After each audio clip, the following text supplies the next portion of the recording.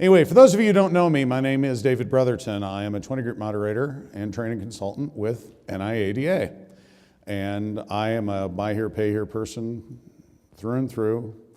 It's all I've done in my professional life since I left the mortgage business way too many years ago. And I have done every job in a buy here, pay here dealership except work on a car. I don't know the first thing about cars. So we are going to be talking about collections best practices today, and here's the problem that I have with this kind of source material. Have any of you ever attended one of my collection boot camps? They're 8 hours long. I'm supposed to boil this down to about 55 minutes, 8 hours worth of material. So what we're doing is we're hitting the high points. I'm hoping that I can get a light bulb to go off for you in here. And it's generally not, we never knew to do that. It's usually you knew to do it, but you got out of the habit. And it's like, he's right. We have a lot of information to go over. I hope we'll have time for a couple questions at the end. But if not, I'm sure you'll understand we do have a lot to go through, so let's get started. A little bit about me. I was with J.D. Byrider. That's where I got my start. I was with J.D. Byrider for 12 years before coming to work for Leadham & Associates as a moderator.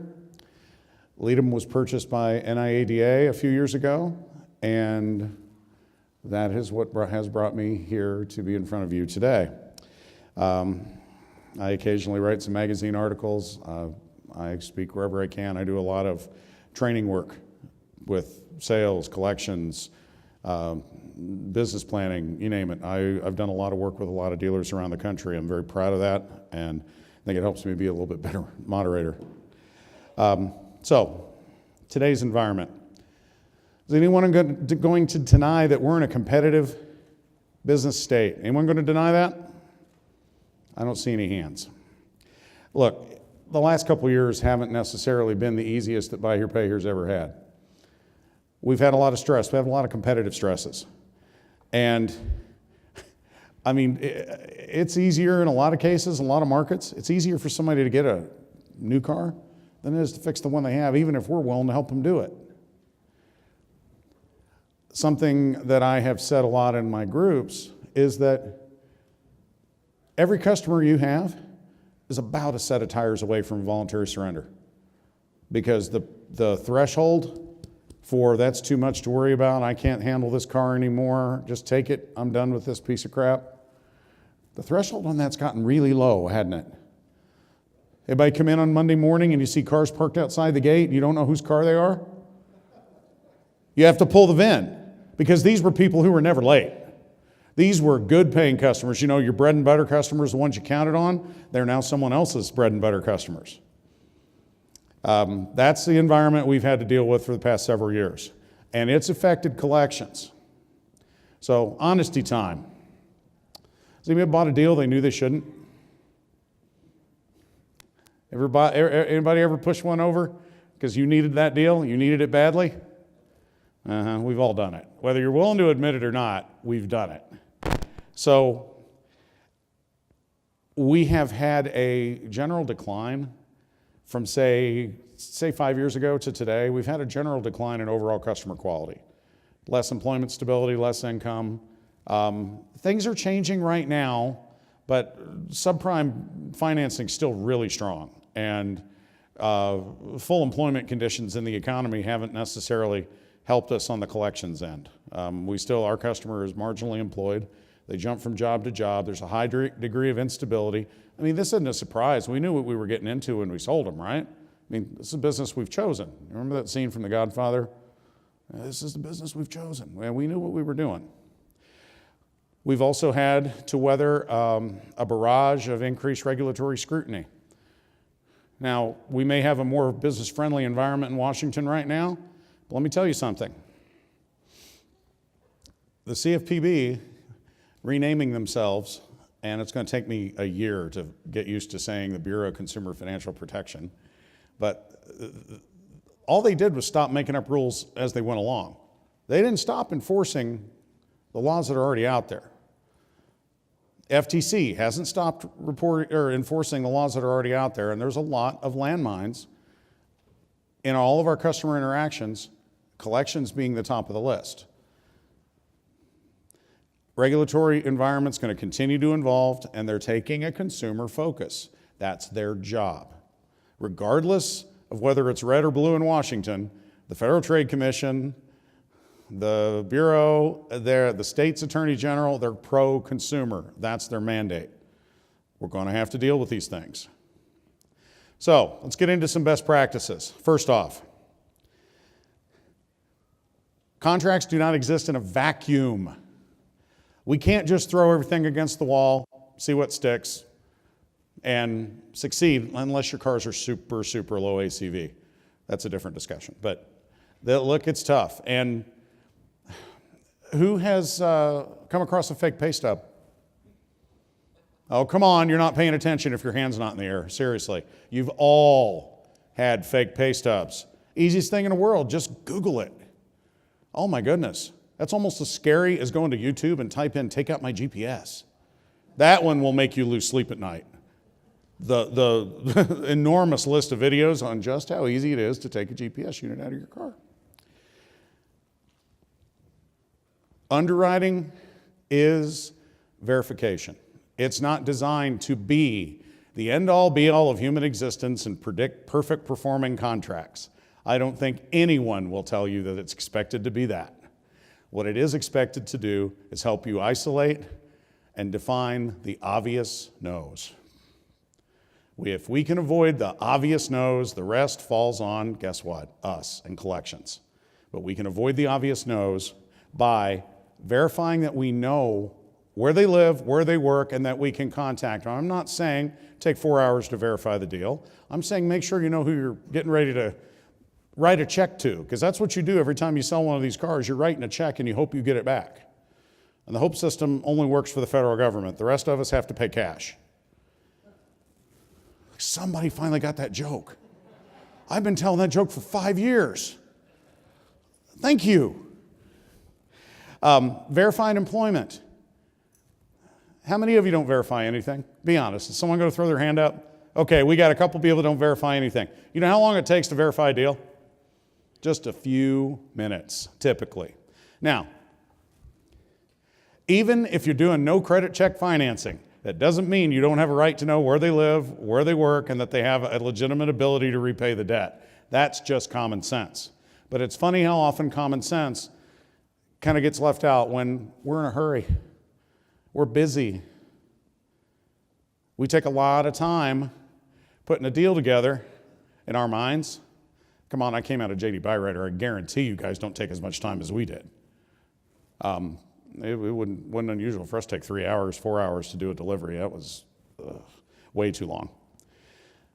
But how many of you make sure they got a valid email address and that that you can send them a text message before you sell them? It's not hard to do. Compliantly, please pay attention to the rules on texting, but if you're not texting, you're not trying in collections, believe me. Because the customer today, anybody under the age of 35, I don't think they answer the phone. I don't answer my phone, but I'm like my kids. I can text really fast. You ought to see, and nobody makes you feel older than watching a teenager on a phone. The way they handle technology, it's like, really? Okay. Making sure that we know what we're getting into. I'm talking about simple steps done consistently. Every time, a little bit of a process will go an awful long way. You know what this first slide helps you prevent?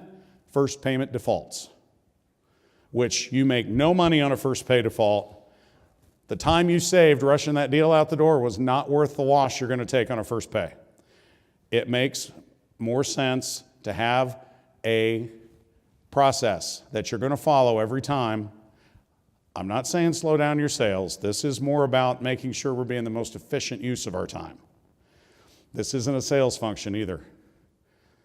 There's not a collector out there that, if they can put a thought together in their heads, that they would hesitate to do this for you. They would be happy to verify a deal before delivery. I know when I was a collector, I definitely wanted to have a little input on what came across the desk and ended up being in my queue. Hey, you got a chance. And guess what, you owners?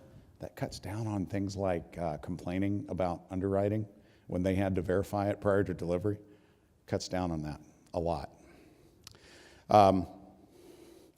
Paying attention to what the customer makes and having some standards. And I'm not saying everybody has to make $2,500 a month net for you to sell them a car. I'm not saying that. But I am saying that your payments and the customer's ability to repay need to be in sync. And there are some people who just don't make enough money to take on any kind of a contract obligation. And I don't think any of you would disagree with that. There's just some people who can't afford a car payment. And we're not doing them or ourselves any favors by putting them in a car. Fraud is rampant in today's society. It is very easy for people to make up all kinds of documentation. That is why resources like the various skip tracing websites are so powerful. That's why the act of picking up the phone and actually calling the job. Or if you've never heard of the company, go to Google Earth and look and see what the address is. It's amazing how many empty fields I have seen. Well, it's like, well, this business doesn't exist. What do you mean it doesn't exist? Well, the number they gave you is a cell phone number, and here's what it looks like on Google. It's an empty lot. Oh boy, where's my car? Well, I don't know because the GPS is disconnected, isn't it? Funny thing about GPS equipment, I'm a giant fan. I think there has not been a bigger paradigm shift in our business in the last decade than that. The ability to help regulate customer behavior is incredible. But like all things, there's a little bit of a downside, and it's not the equipment's fault. It's our fault. We let it happen. The equipment's great. You know where we screwed up? We stopped training our collectors. We stopped expecting our collectors to think. How many times have you heard a collector go off on a customer? They don't get what they want. We need to shut their car off. That's not collections. That's being a psychopath. Okay? Number 2, closings. Both of these things are all about what you do in the beginning. Now, I would be willing to bet that most of the room in here has at one time or another rushed through a closing. My hand would be in the air. I also have rushed through a closing. It was time to go home. Saturday was about to turn into Sunday. I wanted to go home. Let's get through this thing. Well, let me tell you something. Date, initial sign at the bottom of the page. Congratulations. Send me referrals is not a closing. Your customer needs to understand what's expected of them. When's the last time you saw somebody read the retail installment contract? Read it. It happens every once in a while, and I cherish those customers. They're wonderful. I love good questions. There's someone who's actually going to pay attention. I'm not worried about that customer anymore. I love them. But how many of them do the opposite? They leave not having any understanding of what they just signed up for. Even though we did everything, even if we did everything compliantly, everything signed and dated, initialed in the right spots, they still don't know what they got into. That means we failed. Because there's an old saying in finance that a loan well closed is a loan half collected. That's true. This also helps cut down on first payment defaults. So, disclosing everything that they need to know. Disclosing everything in the contract. No shortcuts. I'm not advocating shortcuts. In fact, I'm advocating slowing down just a touch and making sure they know what they're getting into. They're still going to sign. They're not going to walk. They need a car. But they need to understand what your expectations are, both what they can expect from you and what you're going to expect from them. Generally, I'm not a fan of the salespeople doing this for the reason that, not that salespeople aren't good at communicating, but this is a message that needs to come with a little bit of an edge. Hey, this is what's expected. Your payments are due on or before your due date. We don't have grace periods. We don't even charge late charges because it's not okay to be late. I'm not telling you that's the way you have to do business. I'm giving you an example, okay? But I personally don't believe in charging late charges because It is telling them it's okay to be late, and this is how much it costs. And a $15 late fee is not going to deter customer one from being late. Come on. We can't charge a big enough late charge to deter them.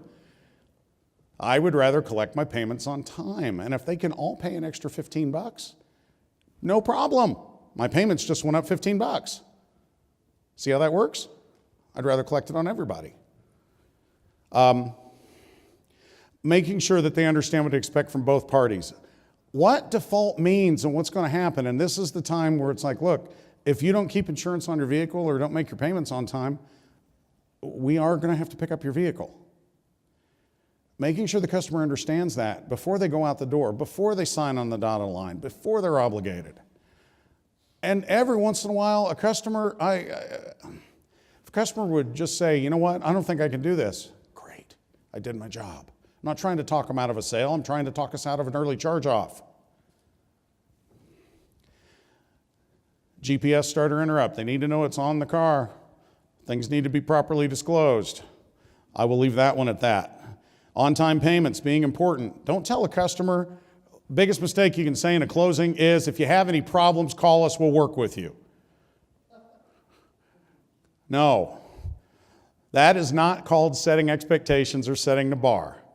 If you set the bar here, you still got a chance of reaching it, but I guarantee if you set the bar down here, you'll never get here because you started out your expectation. Well, I expect you to be late. Oh, we'll work with you. No, we expect our payments on time. We set you up for a payment that fits in your budget, and we both agreed this will work for you, and we agreed you can pay on these due dates. So we expect our payments on time. Electronic communication. If you're not texting, you're not trying. It's fairly rare for customers, even our customers, to change their email addresses. You got to be careful what you put in an email. Disclosure rules apply. But a simple please call me can be almost as effective as a text message saying the same thing. But people don't change their email addresses. That's a royal pain. Numbers, oh, they get a new burner phone every other month. But their email address, I haven't changed my personal email address in a decade, and I don't plan to because I can't even imagine trying to go through all the places that have my email address and inform them of my new one. No thanks. I'm going to stick with Gmail. Vehicle servicing. If you're honest about it, what's the single biggest reason for a loss? It's mechanical related. Up to a third of your charge-off can be directly tied to mechanical failure. So the customer kind of needs to know what they have to do if their car breaks. Not if, when. And I'm not saying you have to fix everything for the customer. That did not come out of my mouth. You can set the expectation for, we work with a couple of repair shops. Please feel free to contact them. Should you have any questions or concerns about your vehicle, they'll be happy to get you in. Or you contact so-and-so here, they coordinate our service work. However you do it. But make sure they understand what they need to do when they have a problem. And I'm certainly not above looking over the top of my glasses at them and saying, you don't get to throw a fit because your car breaks. I promise it's going to break. I just don't know when and where. I'm not promising a perfect car. I'm promising you service after the sale. Now, that doesn't mean I promised to fix it or pay for it, did I? I promised you service. I'll give my customer options. I just don't want to get into, you should do this post-sale. I don't want to get into that. That's a day-long class all by itself. And the welcome call, the last piece of the closing. Call the customer a couple days after delivery and go over some of the high points of the closing. Make sure you know how to reach them, where to reach them, when the best time to reach them is. Can they prefer a text message, an email, or a phone call? Do you guys do that? Do you do a welcome call? If you're not, start. Because this costs nothing but a few minutes of your time. Tell the customer to expect it. I may have even indicated to the customer that we have to complete this before the deal's funded. I may have said that out loud once or twice. Why not? Subprime lending does it. They're going to call you. The deal's not good until they've talked to you. That's not an uncommon occurrence with subprime. So the welcome call is critical. There's nothing worse than getting a deal as a collector. You're just getting it cold. New name shows up in your queue. You've had no exposure to the customer. You've had no chance whatsoever to build any kind of positive rapport. So the first time you're calling them, where's my money? That is not the way to start things out. I think that first contact needs to be positive. We're going to have more than enough time for negative down the road. It's inevitable. I also assume I have to collect every single account I finance. That way I can only be pleasantly surprised. Recurring electronic payments. Recurring electronic payments. I will be honest with you. I miss the old days where everyone was due weekly and they came in every Friday and they paid cash. I miss those days. Those days are gone. They do not exist. Culturally, technological impact, difference in attention spans, we can talk about it all day, but basically our customer responds well to communication at a distance. They don't want to come to the dealership anymore. Folks, please. This is a legitimate business expense. Jump on this. Emphasize electronic payments. Now, here's what if you had everyone in your portfolio on auto pay, here's what it will not do. It will never make someone who does not have the money pay you. It's not a miracle drug, but here's what it will do. When you come in on Monday morning, how many of you are collectors? Just give me a quick show of hands. Anybody? All right. You collectors, do you dread Monday morning? Are you scared of what your queue is going to look like on Monday? I always was. It scared me to death. I'd lose sleep on it on Sunday, just thinking about, God, what's it going to be? Well, guess what? Electronic payments really cut down on those Friday and Saturday due dates that don't pay until Monday or Tuesday. We all know that customer. We don't worry about him. Oh, he'll pay. Yeah, what if he doesn't?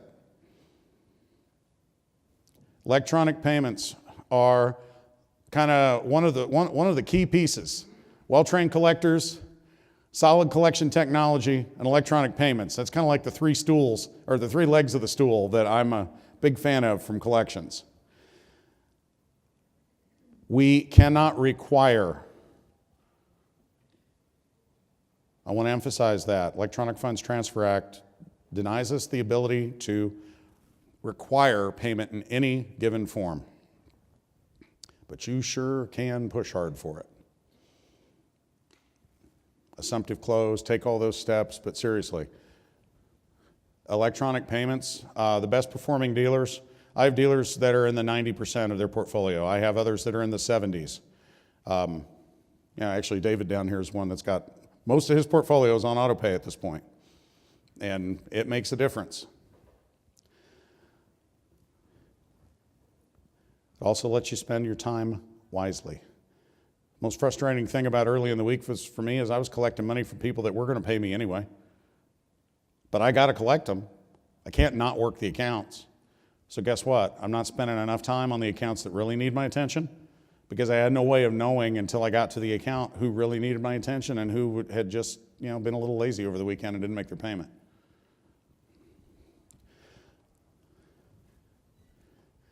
Relationship-based collections and lending. If you don't take anything else out of today, take this. You cannot make a customer do anything. We don't have that ability. We can't make or force a customer to pay us. The only thing we can make them do is buy a car somewhere else. Is it that hard for them to find a car somewhere else? May not be a car they like, but can they replace your car pretty quick? Yep. In today's world, dropping the hammer on people is going to get you a lot of voluntary surrenders or a lot of burned out cars on blocks out in the middle of nowhere. It's not a winning strategy. This is every bit as much a sales job as sales is. And it's a harder sales job because guess what? We get to do it for 4 years. They get to do it for 40 minutes. This customer needs our help. They purchased from us because they had limited options to finance conventionally, that they felt this was an option that worked for them, that the terms and the service that we provided fit their goals and lifestyle. Let's not wreck that.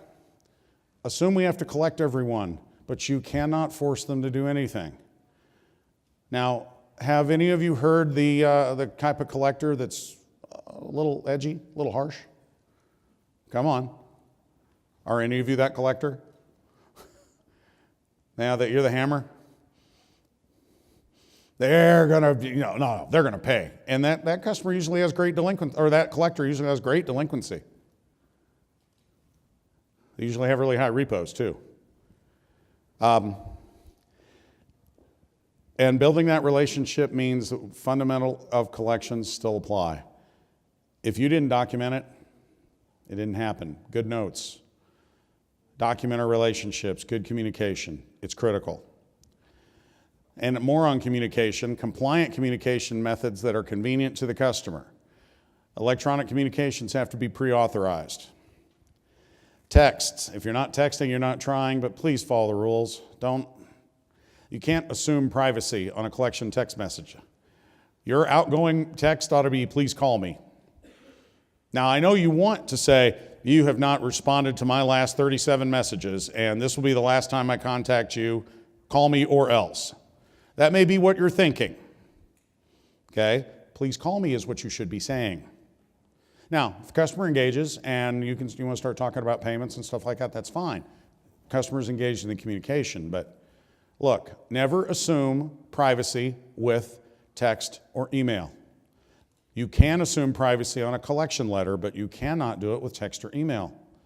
There's a chance someone else will read it. So don't dump the customer's account history into a text message. Besides, do you think they don't know why you're calling? They didn't forget that they owed you money most of the time. They didn't forget. They know they owe you money. And they're going to see the text message. I saw a statistic once where over 90% of SMS text messages are seen within 6 minutes of being sent. Yeah. For a lot of my accounts, that's going to be my primary method of contact. It's the most efficient use of resources. I'm all about working smart instead of hard. I mean, look at me. I don't break a sweat that much, unless I had too much salt. But don't harass your customers. And you don't get to define what harassment is, just so you know. Harassment's defined by the least reasonable person involved in the transaction, not you. But knowing the best time to reach them goes a long way. It just makes it easier. Ultimately, I don't care how many calls you make in a day, as much as I care about how well you collect your accounts, the proofs in the cash. You know when to reach them, how to reach them, and you only have to make one attempt? Good for you. That's called working smart. Identify and resolve your collection issues early in the process. I can't emphasize this one enough. Find the problem when it's small. Deal with the problem when it's small. When's the last time you asked a customer how the car's doing? Nobody wants to do that. That's like lighting a fuse on dynamite. Why would I do that? You're never going to get your salespeople to do it. That's why they don't make sold follow-up calls. They're like, no, I don't want to talk. Oh. The only time I want to say car is when it's time to trade them into a new one. That's the only time I want to bring up car. And then I'll talk about how crappy their current car is and how they really need to get a new one. But no. Small problems. Customer shows a pattern of lateness. Something's going on. Deal with the problem. Treat even one-day delinquent as important, because it is the beginning of a slide. You've probably all heard at some point, you may not agree with it, and that's fine, because there's more than one way to skin a cat in this business, but you've probably heard that the best practice is to match the customer's pay dates and frequency to your due dates and frequency. They're paid every 2 weeks, so are you. I happen to subscribe to that theory in most cases, but there's exceptions. I don't want to get into that. That's not the point of this. The point of this, that's what's considered to be a best practice. You may not agree with it, but go with me on this for a moment. Problems on an account could start as simply as we goofed on their deal setup. We got their due dates wrong. That's easy to fix. We can deal with that. But what if the customer is now chronically getting less of a paycheck on payday and they're doing their classic, I got to rob Peter to pay Paul. Don't you want to know the earliest possible date that there's a real problem with this account? This customer's not making enough money to live. Somebody's not getting paid every week. And next week, it's going to be our turn. We need to know that. We can deal with those things. We can deal with poverty, job loss, injury, death. We can deal with those things. You know what we can't deal with? Lack of communication. That we can't fix. If they don't talk to us, we can't help them. And then we end up repossessing their car. And we know what it's going to look like when we bring it back. Trust me, repos means we failed for the most part. We know what that car is going to look like. We don't want it. We want them to keep paying for it. But that's only going to happen if they're still willing to talk to us. So it goes back to that relationship thing. Don't poison the well. I've seen it a dozen times. You poison the well to get that one payment, but you're never going to get another one because they're never going to talk to you again. You may have gotten the one. My job is to get them all. References. References are still important, but I'll be honest with you. I've got some of my larger dealers don't take them at all anymore. Third-party disclosure issues are a big concern. That doesn't mean that a well-prepared reference sheet can't save you down the road, but honestly, your GPS device will help you out as much, if not more, than a reference sheet will. References go bad just like everything else, and what I have heard people say to references would make you all lose sleep. You are supposed to, according to the Fair Debt Collection Practices Act, you're supposed to limit a call to a reference to one attempt, and it's for contact only. It's not to pass messages. The value of the reference sheet has declined enormously, but fortunately it has been replaced with a technological edge that still helps us locate our collateral. And modern GPS technology is the next point in there, it's listed. But don't rely on them to save you. And like I said, many dealers aren't even taking them anymore. I'm not saying they're not important and they can't save the day, but don't count on beating on the references as a method to force payment. Staffing. If you're going to overstaff anywhere in your organizations, this is where you do it. Who makes you money, you owners? Which department actually makes you cash? Collectors. They're the only people who pay for themselves. They pay for everybody else too. Sales doesn't make you money. Sales creates receivables. But they certainly don't pay for themselves. How many of you have a shop? When's the last time you thought your shop made money? Yeah, it doesn't work that way in buy here, pay here. It's a cost allocation exercise. You're not going to really make a profit back there. Not a real one. And I don't want to get into that debate either. But with your staffing set properly, here's the thing. Don't understaff collections. Now, I'll be honest with you. I've got some dealers out there that have 800 counts per collector, and they make it work. That scares me to death, but they make it work. Generally, I'm more concerned with what does your Monday morning queue look like. Take the number of one-day, $1 accounts you have and divide by 80. That's the rule of thumb we use. That tells you how many active queues you should have, because that's about, to work an account properly, that's a full day. Believe me, 80 accounts, that's a full day. Multiple paths, go through the queue a couple times, that sort of thing, and I'll get on that. Another thing is about expectations. There is absolutely nothing wrong with you expecting every unpromised delinquent account to be worked every day, no exceptions. Unless they're bankrupt or the car, they're in insurance status or something like that. I'm talking about your average everyday account. You ever not get through your queue in a day? Happens on Mondays a lot. I mean, you come in with 60% of your accounts late. Yeah, that's going to be a problem. getting through them all is tough. Every unpromised delinquent account every day. If you can't do that on a consistent basis and your collectors are working at the right pace, it's time for more collectors. This is the position in the company that always pays for itself. This is the position in the company that you can't afford to go unworked. So let me modify that math formula I just gave you for the number of collectors you need.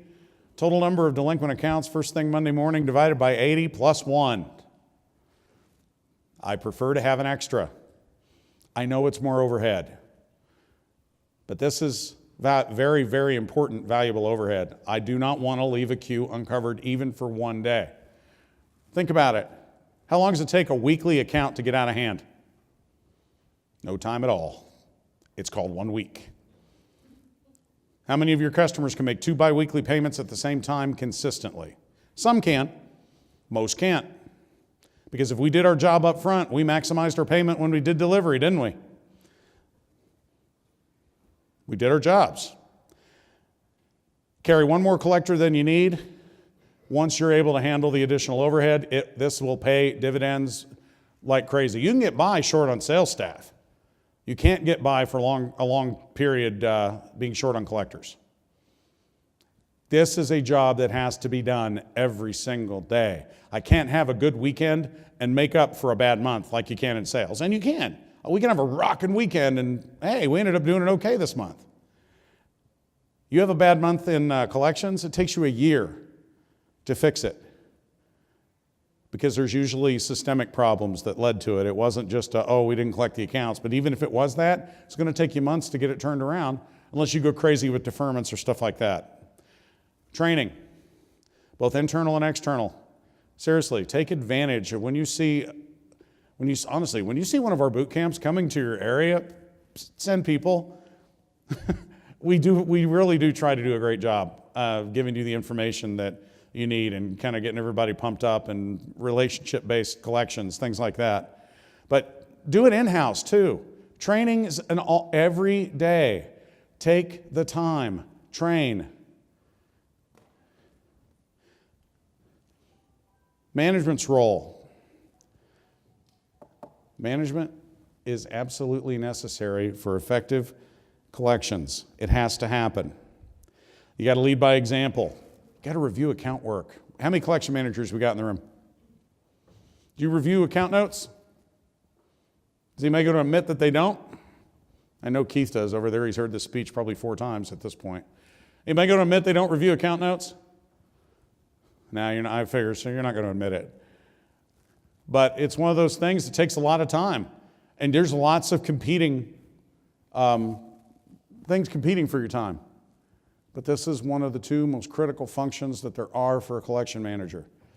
Because if you don't do number 1, which is review the work from your collectors, review their notes, you can't do number 2, which is use that information to coach and train.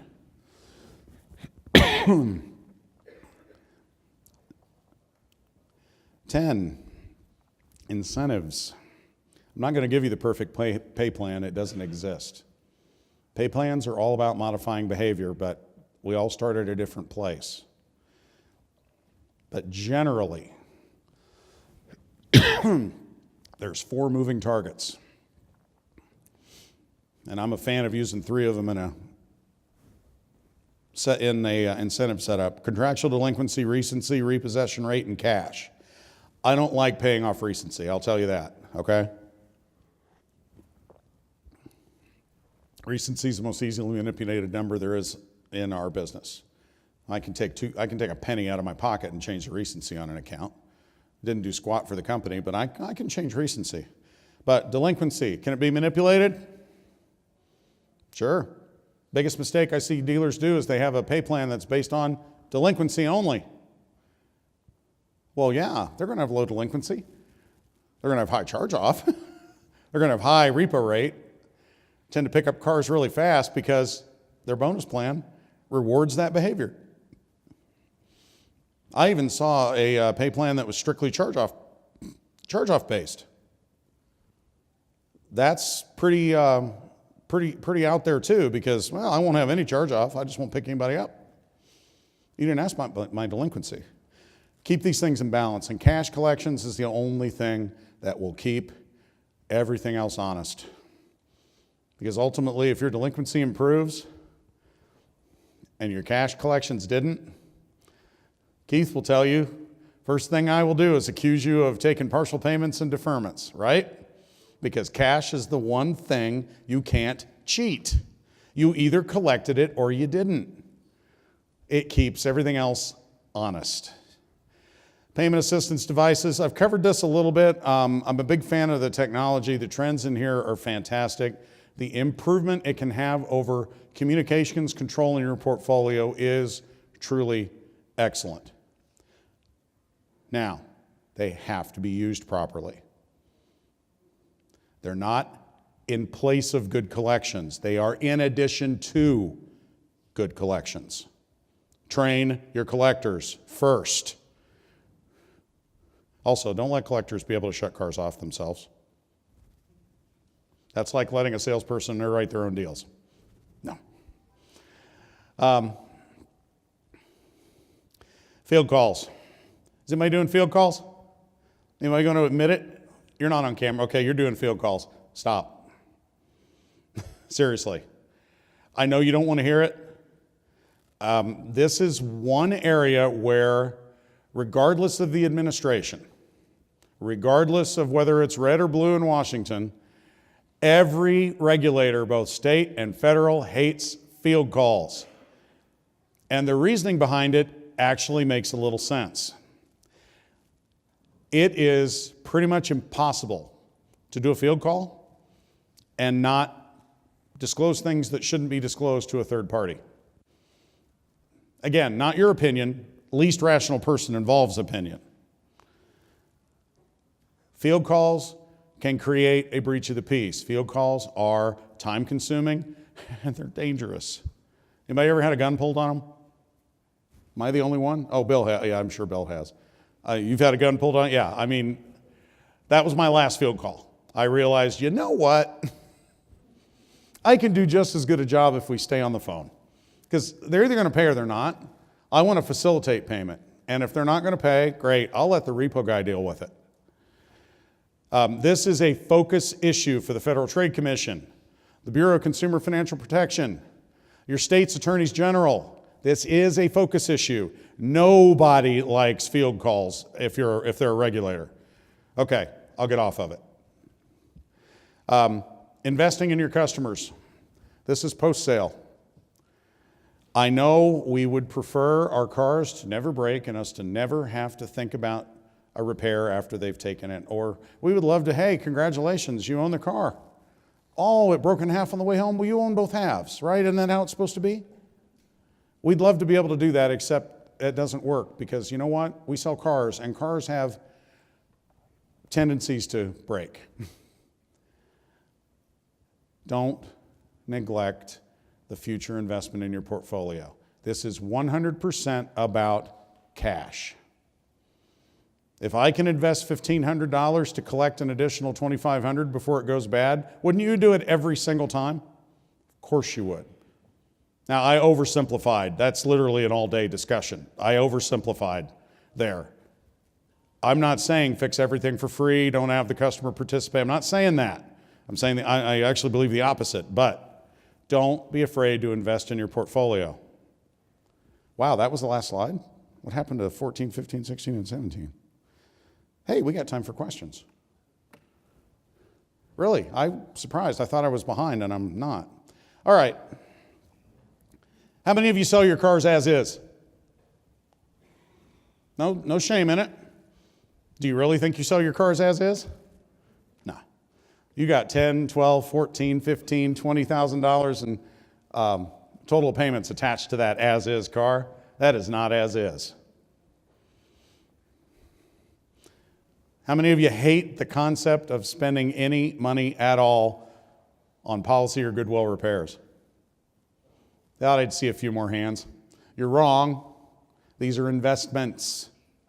We have to, this is like doing an oil change on your own car. You have to spend a little money to keep your own car running. Now, remember when we sold that customer? Remember how good a job we did at maximizing our payment? hitting them for everything they could afford, going right up. If we'll finance 22% of their net, that payment's always going to be at 22% of their net. We maximize it, right? Are we surprised then when something unexpected happens and that customer can't pay for a repair? Seriously. All right, let's have some questions. Come on, it's collections. You guys got to have some questions. You just asked a really great question. And this comes up in our 20 group meetings frequently. And I will tell you, I think the right way for you to handle it is a combination of the way you're doing it. I don't like rewriting a note to include service work. You can potentially violate the Truth in Lending Act if you do that. If you end up financing more than they started with, you have a problem. It could happen. Well, it's always, it happens in the first 3 or 4 months, It could happen. You cannot allow that to happen. That's a TILA violation. Now, mechanical repair note, MDIP, side note, whatever you want to call it, is a viable tool. You collectors, you have to collect those. Don't expect the shop to do it. Letting the money sit on the account till the end of the note, that's just silly. You're not going to ever collect that. Right. No, it gets built into But it's training. It's training. It's training it's training the customer that you're going to expect them to make that extra $40 or whatever you negotiated that they said they could do. It might be an extra $25, but it's about training the customer, and it's about you training your collections team to always collect it. Do you do anything like CPI? Okay, how do you collect those premiums? same way we collect our regular payments. You just hit on your answer. You don't collect your mechanical payments like you do your regular payments. The only way you're gonna get your CPI premiums in is to collect them, right? That's in the HOPE system. You got to actually ask for the money. Same way with mechanicals. I'm not talking about the customer not just paying for the repair. Okay. I'm talking about the customer just stopped paying altogether. Ah. I'm talking about a good customer that I went out on the list for and invested this repair into. Okay. All of a sudden turning into a bad customer. And it happens often enough that there's a trend there that makes me feel like we're doing something wrong. Are you refinancing the notes frequently? Well, we try and do it as a side. Yeah.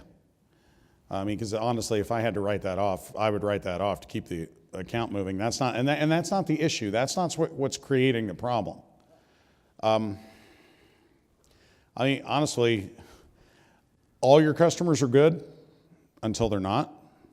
And I'm not trying to poo-poo your issue. It sounds like you've got a problem, but getting to the bottom of it would mean looking at a lot of accounts. Well, we won't do it for an account that's habitually delinquent or, we don't do it for everything. What's habitually delinquent for you? Habitually delinquent for me would be running typically one payment behind. I'll help that customer.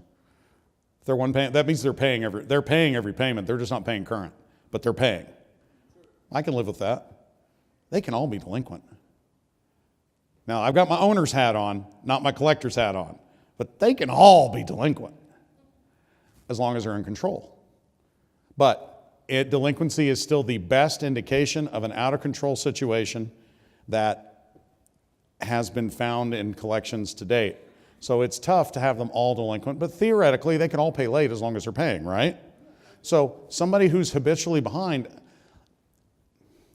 I'd be looking at the collector. Well, what efforts have we taken to get them back up? Did we try and do a payment and a half and a payment and a half, or a payment and a third, payment and a third, payment and a third? Did we try and come up with a solution to get them back current? But that's not the question. The question is, why am I seeing this trend of people who I've stepped up to help and put this extra money into the deal for them?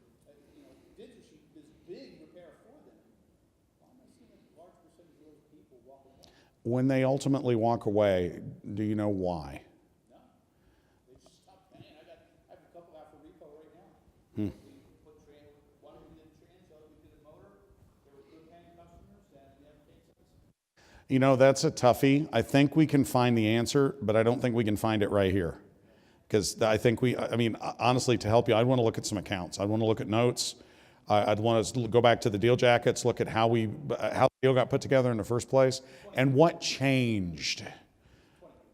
Well, not so much. This is more of an on-site question. This is hey, if we're going to get to the bottom of this, I'm going to roll my sleeves up and I'm going to pull deal jackets, and I'm going to try and find some correlating factors, both from an underwriting and a collection standpoint. But the biggest thing is, you're remembering these accounts because you bent over backwards. You're also far from the only person to make the realization, well, why would I bend over backwards for someone? They always screw me. No, they don't. You just remember the people you helped that don't pay. So there's a perception, I think, but I'm not poo-pooing your issue. Go back to the deal jacket. That's the first answer when you have problems, you think you've got a systemic issue. Go back to the deal jacket. Re-underwrite your deal. Look at the information you had at delivery. Does the deal still make sense in the way you look at deals today? And then look at the collector notes. What happened between then and repossession? That's how you find these problems. And you have to look at all of them. And then you have to look at deals that didn't go bad, but you did big repairs on too. You got to look at those because we're looking for correlations. If you did it, and odds are you did everything right. Odds are you have customers that life is happening. Something changed. Lost their job, got pregnant, went to jail.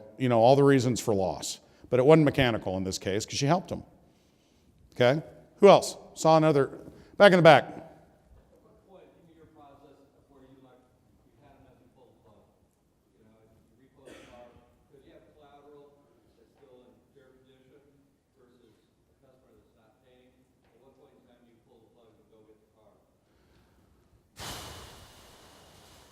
Okay.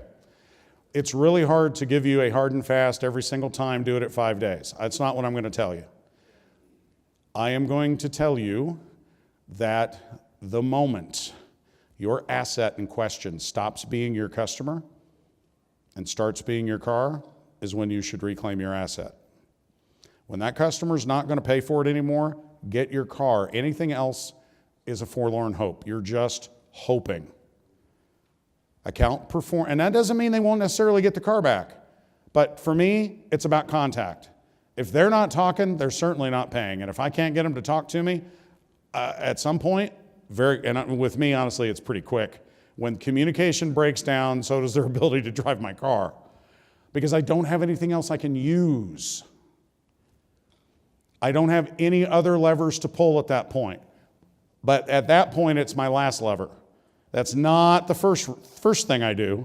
First thing I do is contact, try and initiate contact. When a customer chooses not to communicate, your asset just became that car. You know what the weirdest thing is?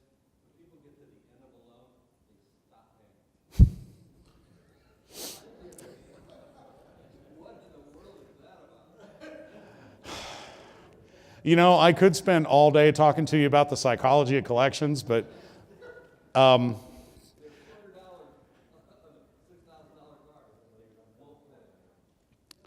Yep. Just remember, you can't make anyone do anything except buy somewhere else. And sometimes they choose to not pay you. That's the business we've chosen. Sir. We decided that part of it is just the psychology of thinking that, okay, I only want $400 in this car here, surely they're not coming to get it because I've paid them this much money. So in their mind, it's just a matter of, well, Yeah. paying another $400, I really don't need the title, I don't want the title. Yeah, we call it the rental car mentality. So they get to a point where they believe at what point will they not come get this car? That's what we Or they just don't care if you come and get the car because in their mind, they were renting the thing. They may not have used the verb, but to them, they're never going to own it. They're never going to have the title. This is what they drive, and they pay so much to drive it. They have a rental car mentality. Well, it's kind of tough to enforce ownership if they don't take ownership. Sir. What do you do about the customer that we kind of call the professional buy-here, pay-here customer? They know the rules. They know just enough to get me. If I gotta set up weekly, bi-weekly, they know just enough, or they'll email me an excuse about my daughter's in the hospital. Just give me something. They just know just enough to get me to not go take the car. They just got them in the note. I got them out for about 6 months. I'm not at a home yet here. I don't want the car yet. take a look at your underwriting guidelines. If you don't have any, create some, but take a look at what made them just barely qualify and find a way to edit that out of your process, and you'll never get rid of them completely. But keep in mind, 95% of the people you sell are good people. They get up, they go to work, they go to their parole officer, they buy their weed, they live their lives, okay? And they try. But what they also have is they have $80 worth of income and $100 worth of bills. And they have lived for generations robbing Peter to pay Paul. Somebody always doesn't get paid that week. Your job is to make sure it's somebody else. I got time for one more. Who's it going to be? Who's it going to be? Ma'am. What was your reasoning behind not letting the collector shut off the car? It is an internal control issue, purely. It is not about trust. It is about the right role. This is exactly the same as a salesperson being able to call their own deals with no outside input. This is this is strictly internal control based. You don't let controllers sign checks. You don't let cashiers go to the bank. You don't let salespeople underwrite, and you don't let collectors repossess. Somebody else has to look at it first and bless it. It's just internal control. It's not about trust. It's about running a business. Ladies and gentlemen, I really want to thank you. As always, a lot of fun. I think we have the next sessions are starting at, is it 3:30? Okay, we're up at 3:30. Thank you all for attention.